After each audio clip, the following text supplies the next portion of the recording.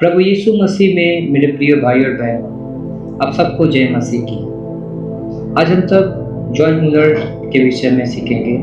प्रभु के दास जॉर्ज मुलर के विषय में। जॉर्ज मुलर एक प्रेरणादायक प्रभु का दास के विषय में जानेंगे, जिनका जीवन विश्वास, प्रार्थना और अनाथ बच्चों की सेवा के लिए समर्पित था। उनकी कहानी न केवल मसीह विश्वासियों के लिए बल्कि सभी के लिए प्रेरणा का स्रोत है।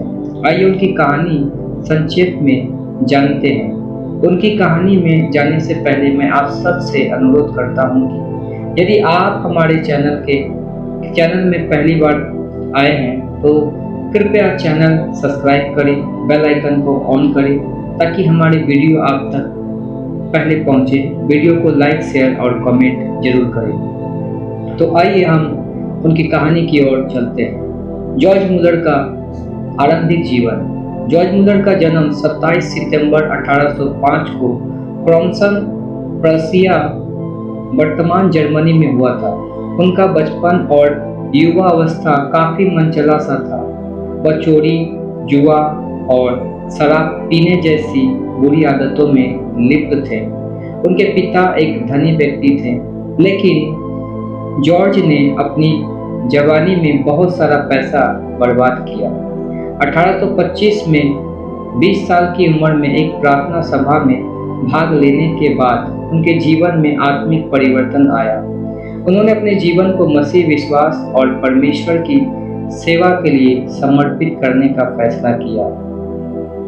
मिशनरी कार्य और अनाथालय की स्थापना। 1832 में जॉर्ज मुलर इंग्लैंड के ब्रिस्टल शहर चले गए, जहां उन्होंने अपने जीवन का सबसे महत्वपूर्ण कार्य शुरू किया।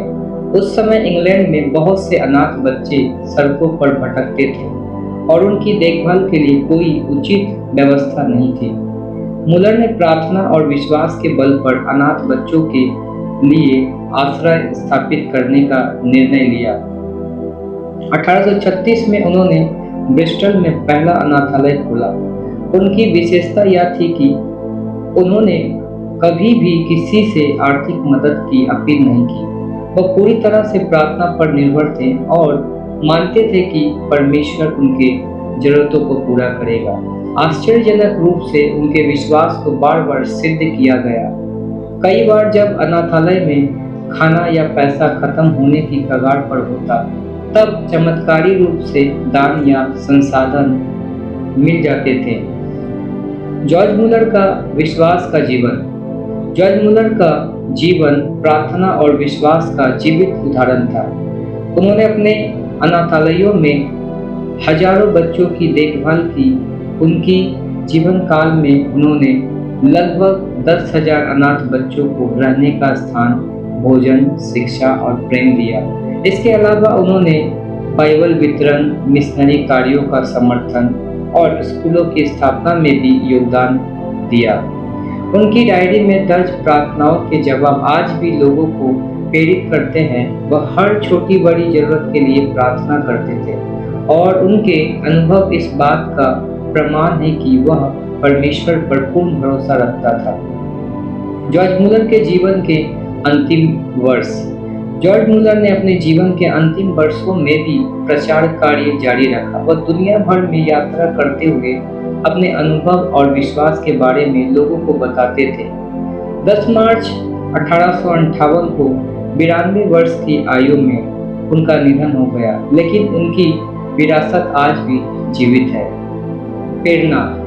जॉर्ज मुलर की कहानी हमें सिखाती है कि विश्वास, दृढ़ता और निस्वार्थ सेवा के बल पर असंभव को भी संभव बनाया जा सकता है। यदि आप उनकी जीवन के किसी विशेष पहलू, जैसे उनके अनाथालय के कार्य या प्रार्थना के अनुभवों के बारे में और जानना चाहते हैं, तो आप अवश्य कमेंट बॉक्स में बताएं, ताकि अगले भाग उनके जीवन के जिस हिस्से को आप जानना चाहते हैं, हम उस हिस्से को आपके सामने लाएंगे।